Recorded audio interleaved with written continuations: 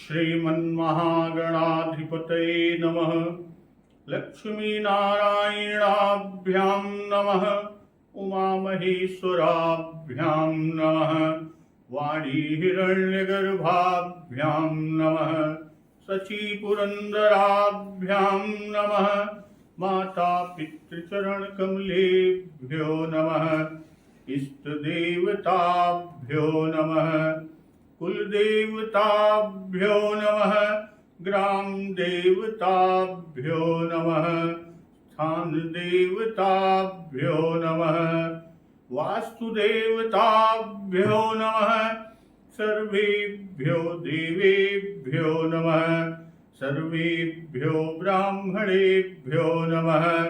श्री गुरुचरणकमलेभ्यो नमः।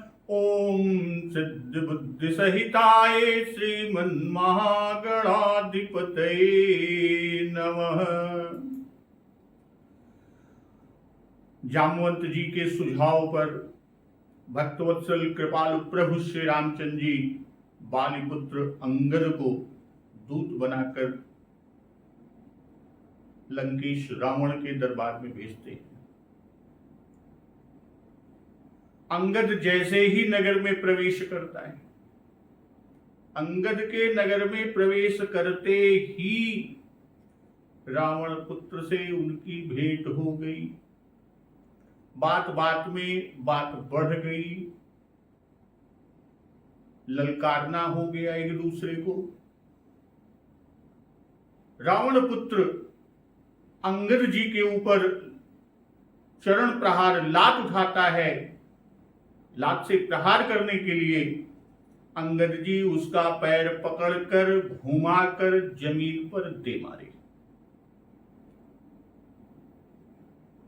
रावण पुत्र का वध देखकर जो साथी राक्षस थे वो सब भाग गए और अंगद जी जब आगे बढ़ते हैं तो नगर निवासी राक्षस उन्हें रावण दरबार का रास्ता बता देते हैं। भैया इधर से नहीं, इधर से जाओ, इधर नहीं उधर जाओ।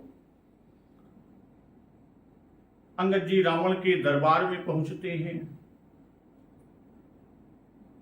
अंगद जी के तेज और बल को देखकर रावण की सभा के सभी सभासद उठ खड़े होते हैं और यह देखकर रावण बड़ा क्रोध करता है। अंगद जी से रावण पूछता है कि कह दस कंठ कवन तय बंदर। रावण ने कहा, हे बंदर तू कौन है? तो अंगद जी ने कहा कि मैं रघुवीर दूत दस कंधर। हे दशग्रीव, मैं श्री रघुवीर जी का दूत हूं। और आगे कहते क्या है कि मम जन कही तो ही रही मिताई, तब हित कारण आयऊं भाई। मेरे पिता से, हे रावण, तुमसे और मेरे पिता से मित्रता थी, इसलिए हे भाई मैं तुम्हारी भलाई के लिए ही आया हूं। आगे अंगद जी क्या कहते हैं कि उत्तम कुल पुलस्ति कर नाती, शिव बिरंचि पूजहु बहु भांति। अब बर पायहु कीन्हु सब काजा, जीतेहु लोकपाल सब राजा। अंगद जी रावण से कह रहे हैं कि हे रावण, हे दशानन, तुम्हारा उत्तम कुल है, तुम पुलस्त्य ऋषि के पौत्र हो और भूतभावन शिव शंकर जी की और ब्रह्मा जी की तुमने अनेकों प्रकार, बहुत प्रकार से पूजा की और उनसे वर पाया, उनसे वरदान पाए और सब काम सिद्ध किए। लोकपाल और सब राजाओं को तुमने जीत लिया और जिसके कारण कि नृप अभिमान मोह बस किंबा, हरियाणी हु जय सीता जगदम्बा। कहते क्या है, राजमद से या मोह बस, नृप अभिमान मोह बस किंबा, हरियाणी हु सीता जगदम्बा। जगत जननी सीता जी को तुम हर लाए हो। तो अब शुभ कहा सुनहु तुम मोरा, सब अपराध क्षमी प्रभु तोरा। अंगद जी कहते क्या हैं कि अब शुभ कहा सुनहु तुम मोरा, सब अपराध क्षमी प्रभु तोरा। मेरी हित भरी सलाह अब सुनो, मेरे शुभ वचन को सुनो और उसके अनुसार चलने से प्रभु श्री राम जी तुम्हारे सभी अपराध क्षमा कर देंगे। अब वह सुझाव क्या देते हैं अंगद जी कि दसन गहौ तृण कंठ कुठारी, परिजन सहित संग निज नारी, और सादर जनक सुता करी आगे, यही विधि चलहु सकल भय त्यागे। अंगद जी ने जो सुझाव दिया किस तरह रघुनाथ जी के पास जाओ कि दांतों में तिनका दबाओ, दसन गहौ तृण अकंठ कुठारी, अब गले में कुल्हाड़ी डालो। अकेले नहीं, परिजन सहित और सारे कुटुंबियों सहित, संग निज नारी, अपनी स्त्रियों को साथ लेकर, और सादर जनक सुता करी आगे, आदर पूर्वक जगत जननी जानकी जी को आगे करके, एहि विधि चलहु सकल भय त्यागे। इस प्रकार सब भय छोड़कर चलो। और ऐसा कहते हैं कि प्रणत पाल रघुवंश मणि, त्राहि त्राहि अब मोय, आरत गिरा सुनत प्रभु, अभय करई गोतोहि। हे शरणागत के, अब कहोगे क्या? हे शरणागत के पालन करने वाले, प्रणत पाल रघुवंश मणि, हे शरणागत के पालन करने वाले रघुवंश शिरोमणि श्री राम जी, त्राहि त्राहि अब मोहि, मेरी रक्षा कीजिए, मेरी रक्षा कीजिए। इस तरह आर्त प्रार्थना करो, और तुम्हारी इस आर्त प्रार्थना को सुनते ही कि आरत गिरा सुनत प्रभु, तुम्हारी इस आर्त पुकार सुनते ही अभय करेगो तो ही प्रभु भक्तवत्सल श्री राम जी आपको निर्भय कर देंगे। अब अंगद जी का यह वचन सुनकर रावण कहता क्या है कि रे कपि पोतु बोल संभारी, मूढ़ न जाने ही मोहि सुरारी। इतने में रावण ने कहा, अरे बंदर के बच्चे संभाल कर बोल, मूर्ख, मुझ देवताओं के शत्रु को तूने जाना नहीं। कहु निज नाम जनक कर भाई, केहि नाते मानिए मिताई। अरे भाई, अपना और अपने बाप का नाम तो बता, किस नाते से मित्रता मानता है? तब अंगद जी रावण के प्रश्न का उत्तर देते हैं कि अंगद नाम बालिकर बेटा, तासो कबहु भई ही भेटा। अंगद ने कहा, मेरा नाम अंगद है और मैं बाली का पुत्र हूं, उनसे कभी तुम्हारी भेंट हुई थी? अब अंगद जी का यह वचन सुनते ही कि अंगद वचन सुनत सकुचाना, रहा बाली बानर मय जाना। अंगद जी का वचन सुनते ही रावण सकुचा गया। रावण कहता है, रावण बोलता है, क्या बोला? हाँ, मैं जान गया, मुझे याद आ गया कि बाली नाम का एक बंदर था।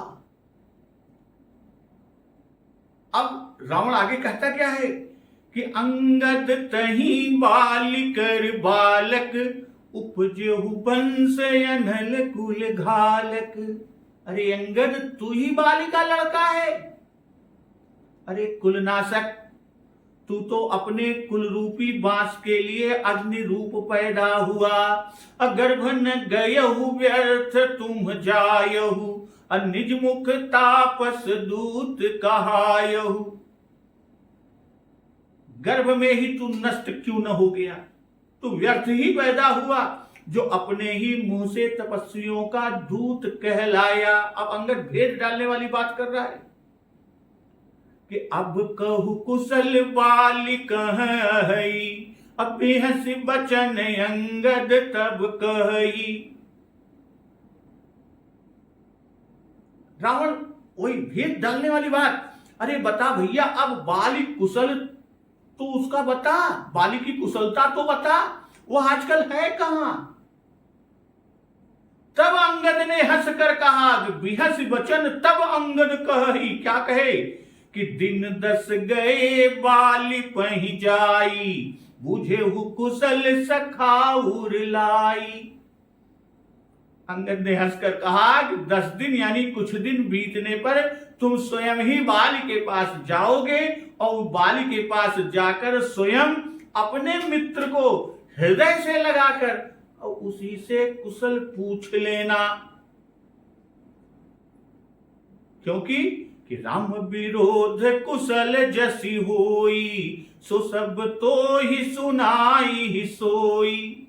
श्री राम जी से विरोध करने पर, प्रभु श्री राम जी से विरोध करने पर जैसी कुशल होती है वह सब तुमको बाली सुनावेंगे कि सुनु 60 भेद होई मन ताके, श्री रघुबीर हृदय नहीं जाके।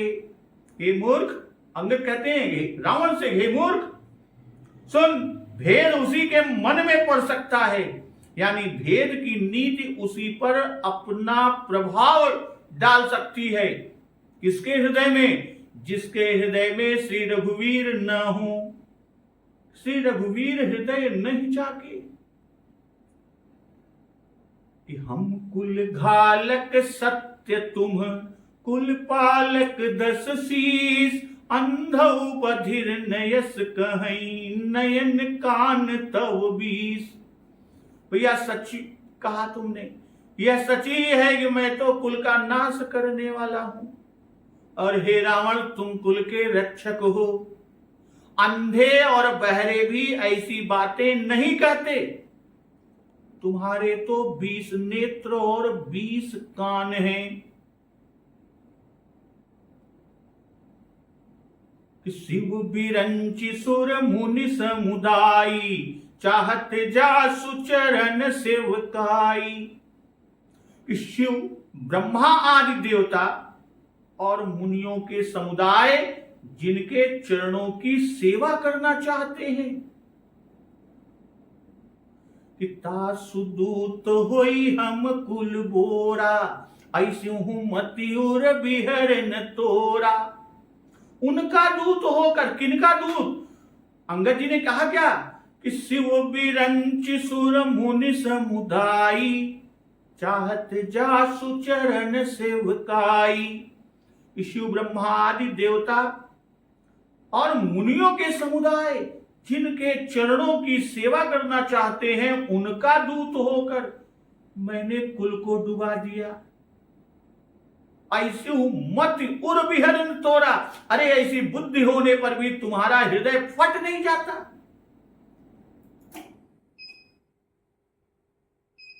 तो जो यहां पर अंगद जी ने कहा कि शिव बिरंच सुर मुनि समुदायी, चाहत जासु कर चरण सेवकाई, कि शिव जी के समान दूसरा भक्त नहीं, भगवान भगवान शिव जी के समान दूसरा भक्त नहीं। इसी से पूज्यपाद बाबा गोस्वामी तुलसीदास जी ने इन्हें प्रारंभ में कहा शिव बिरंच सुर मुनि समुदायी। भाई ब्रह्मादि सुर और मुनि सभी सेवा चाहते हैं, जैसे कि जानि राम सेवा सरस, समुझ करब अनुमान, अपुर खाते सेवक भये, हरते भे हनुमान। उसी तरह भूत भावन भगवान शिव जी जब भक्तवत्सल कृपालु प्रभु श्री राम जी लंका विजय करके माता सीता जी के साथ अयोध्या पहुंचते हैं और सिंहासन पर आसीन होते हैं, राजगद्दी पर बैठते हैं,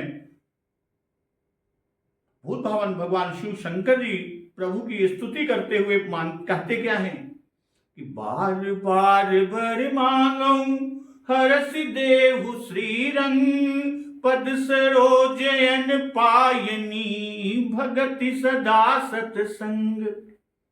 और वही ब्रह्मा जी क्या मांगते हैं कि नृपनायक दे वरदान मिदम चरणाम्बुज प्रेम सदा शुभदम।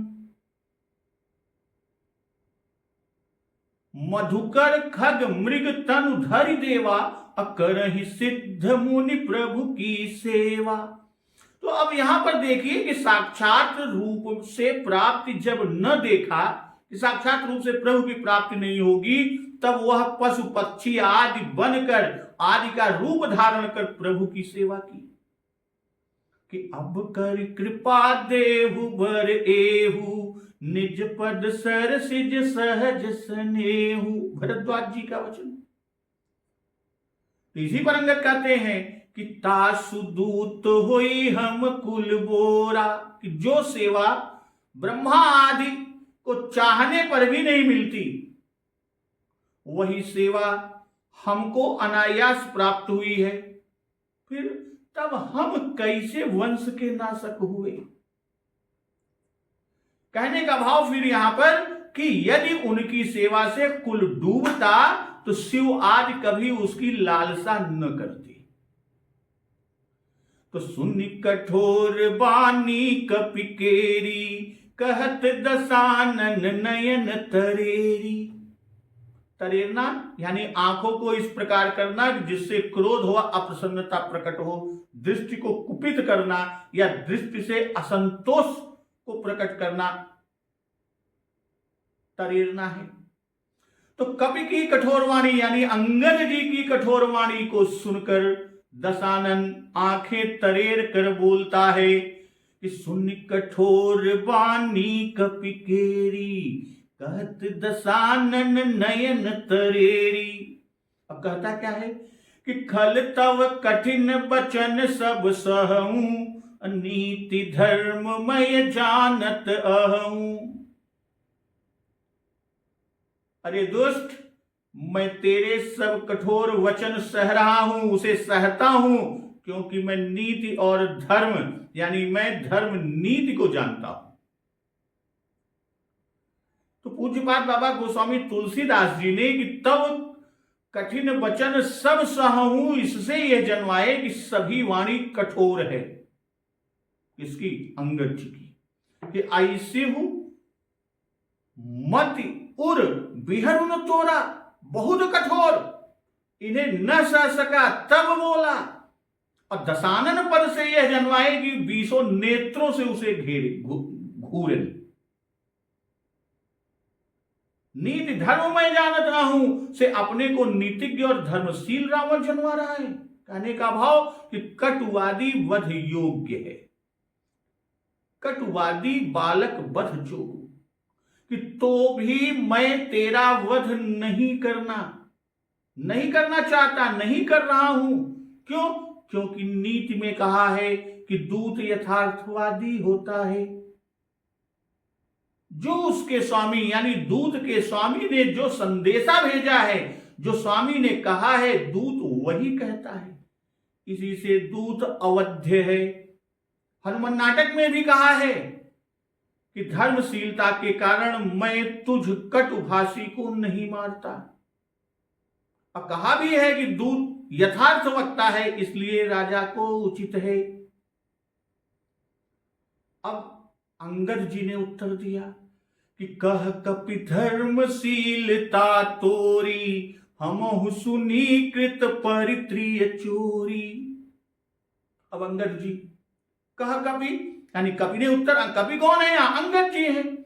तो अंगद जी ने उत्तर दिया कि तेरी धर्म निपुणता हमने भी सुनी है कि तुमने पर स्त्री की चोरी की है, हमहु सुनी। क्या कृत किया?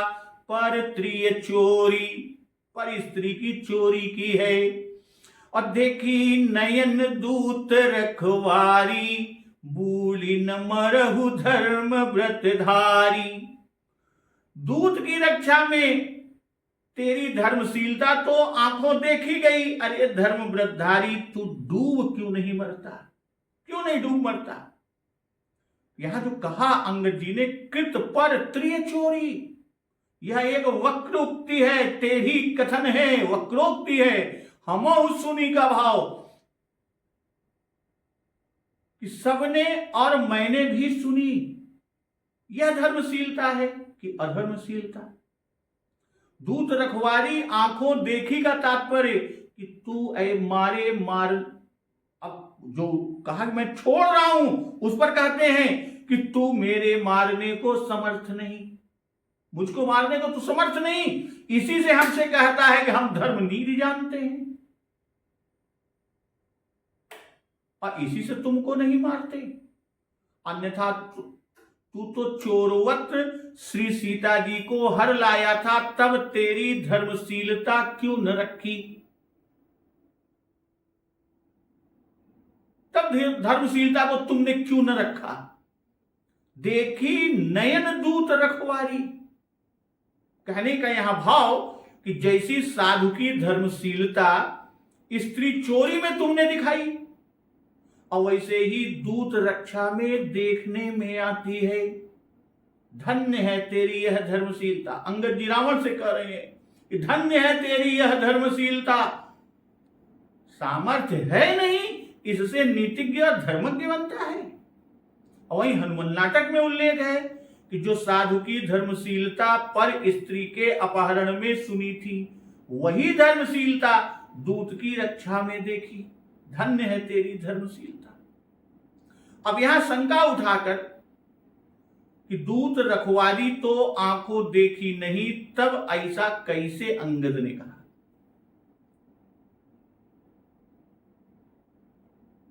कि देखी नयन दूत रखवाली,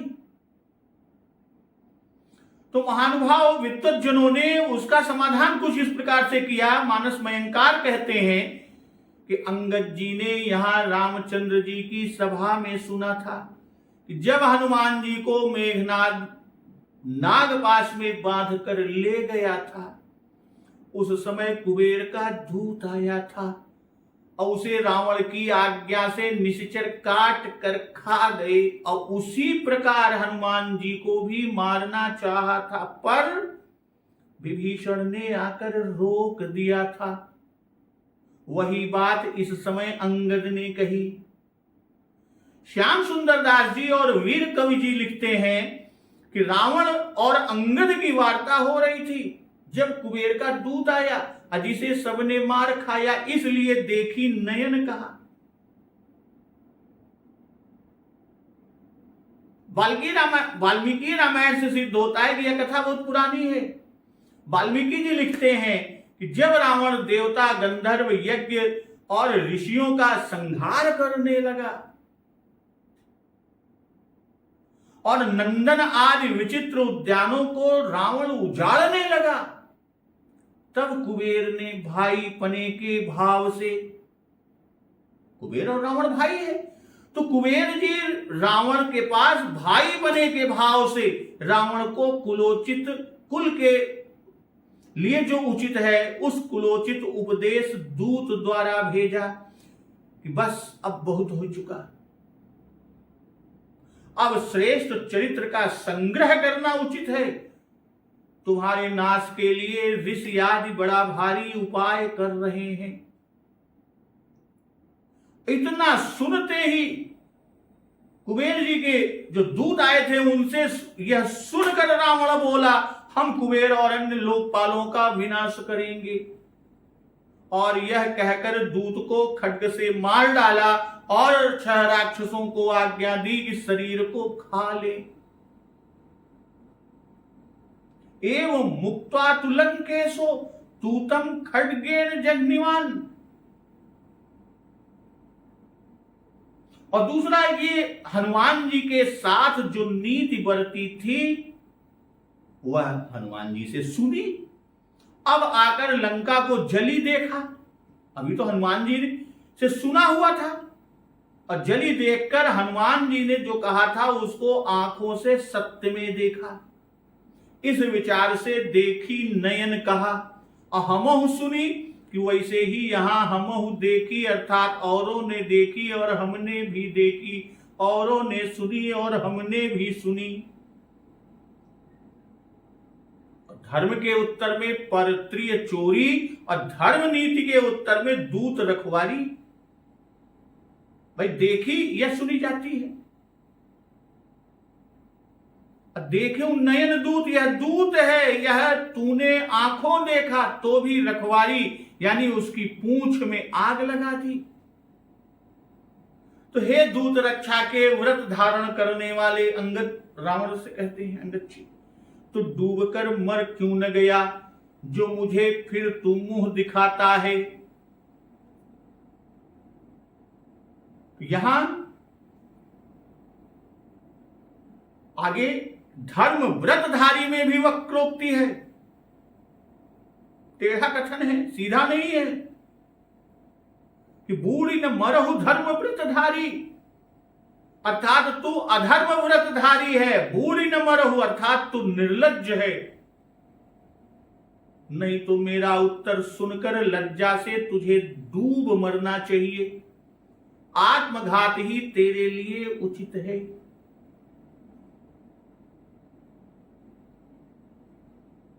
सज्जनों के मान के म्लान में,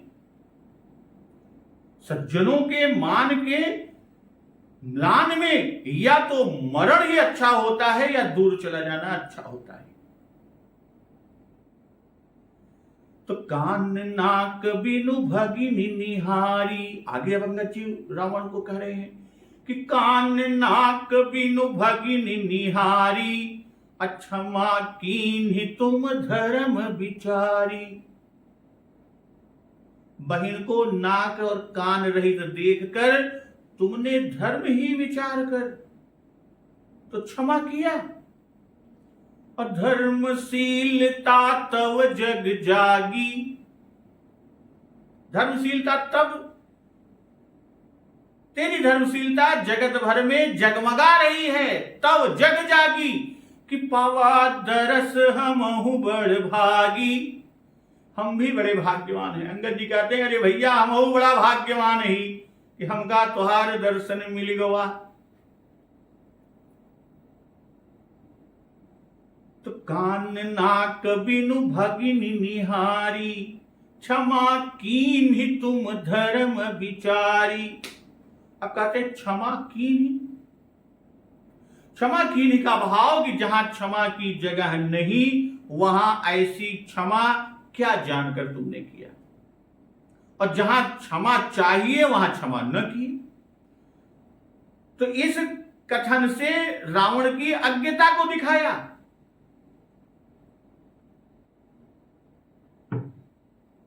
तेरे दर्शन से मैं भी पापी हो गया। तत्संसर्गोच्च पंचमः मनुस्मृति में। तो यह सब व्याज निंदा है। कहने का भाव कि जहां तुम्हारा स्वार्थ सधता है वहां तुम अधर्म को धर्म मान लेने में लज्जा को तिलांजलि दे देते हो, लज्जा को तिलांजलि दे देते हो। भाई सूर्पणखा के अपमान का बदला लेने में अपने को असमर्थ देखा, तो अपने को असमर्थ देखकर, अपने को असमर्थ देखकर जो तुमने जाहिरी क्षमा कर दिया, क्या वह भी अपना धर्म समझ लिया? शायद तुमने अपनी तसल्ली या तुमने अपने संतोष यह समझकर किया कि शूर्पणखा ने उचित ही दंड पाया।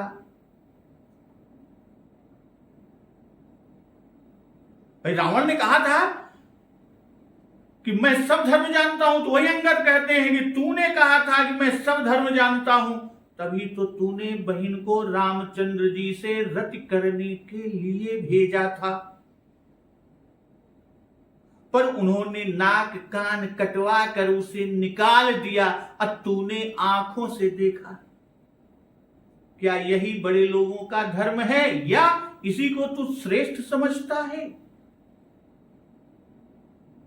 इसी कारण तूने धर्म विचार कर शूर्पणखा को क्षमा किया। क्यों? क्योंकि तुम्हारे जान में उसने बड़ा धर्म किया। भाई शूर्पणखा ने अपना बड़ा धर्म निभाया, यही समझकर तुमने क्षमा किया। तो जैसे अपनी लंपटता को धर्म समझते हो, वैसे ही उसका धर्म पर पति करना, यह देखकर तुम खुश हुए। भाई सूर्पनखा की ओट से अंगद ने राक्षसियों को उल्टा सूचित कर दिया।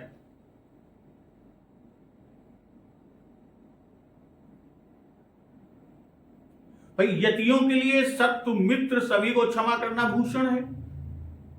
यतियों का भूषण यही है कि सभी को, चाहे वो शत्रु हो चाहे मित्र हो, सबको क्षमा करना। यह जानकर ही तू पुरुषार्थहीन होने से यति बन गया और यहां सिंहासनासीन होने पर उस यति धर्म का ही तू पालन करता रहा।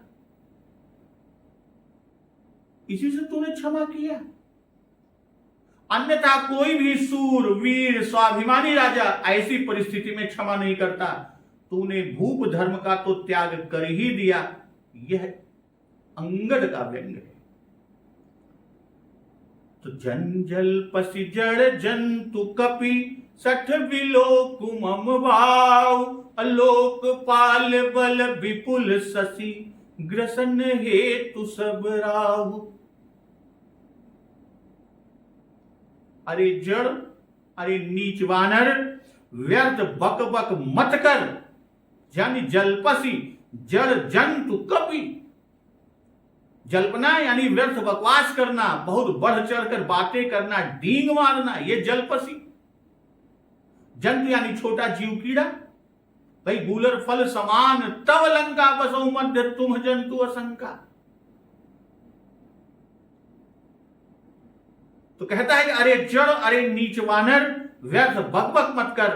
अरे सठ मेरी भुजाएं तो देख, सठ विलोक मम बाहु, मेरी भुजाओं तो देख।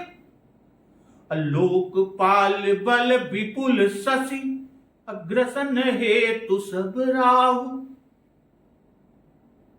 ये सब लोकपालों के भारी बल रूपी बहुत से चंद्रमाओं को ग्रसने के लिए राहु रूप है।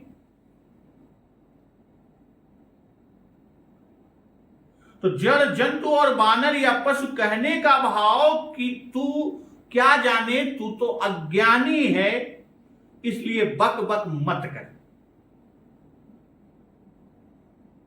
अब विलोक मम बाहु, विलोक का भाव, इन पर चिन्ह बने हैं। इससे जो मेरे कथन को देखकर प्रमाण मान ले, मेरे कथन को जो मैं कह रहा हूं उसे देखकर प्रमाण मान ले।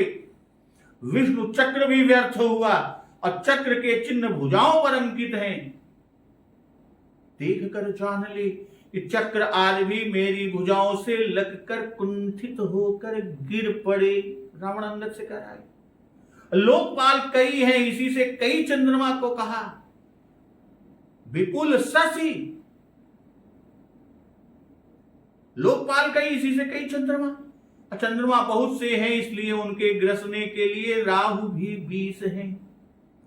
तो पुण्य नभ सर मम कर निकर, कहते क्या है कि पुण्य नभ सर मम कर निकर कमलन पर करिबास अशोभत भयउ मराल इव शंभु सहित कैलाश।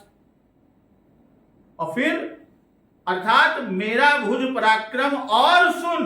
अब रावण अंगद को सुना रहा है, और सुन क्या कि आकाश रूपी तालाब में पुनि, फिर नभ सर, आकाश रूपी तालाब में मम कर निकर, मेरे भुज समूह रूपी कमलों पर, कमलन करि पर करिवास, कमलों पर कैलाश सहित शिवजी वास करते हैं। शोभत भयउ मराल इव शंभु सहित कैलाश, कैलाश सहित शिवजी वास करते हुए हंस के समान शोभित हुए। भाई हंस और कैलाश दोनों शुभ्र वर्ण, इससे इन दोनों का रूपक बांधा। हंस कमल पत्र समूह पर सुहाता है। सुरसर सुभग बनज बनचारी अडाबर जोग की हंस कुमारी। तो इससे कमल में हंस का रहना सूचित हुआ। शंभु सहित कैलाश कहकर जन्माया कि कैलाश शिव जी का सार्वकालिक स्थान है। कमल के फूल राजहंस का भार नहीं सह सकती, पर मेरे कर कमलों पर कैलाश के सहित शिव जी हंस की तरह विराजमान हुए थे। कहने का कि जिन भुजाओं ने कैलाश सहित शिव जी को उठा लिया, उनके आगे तेरा मालिक वह तपस्वी क्या चीज ही है।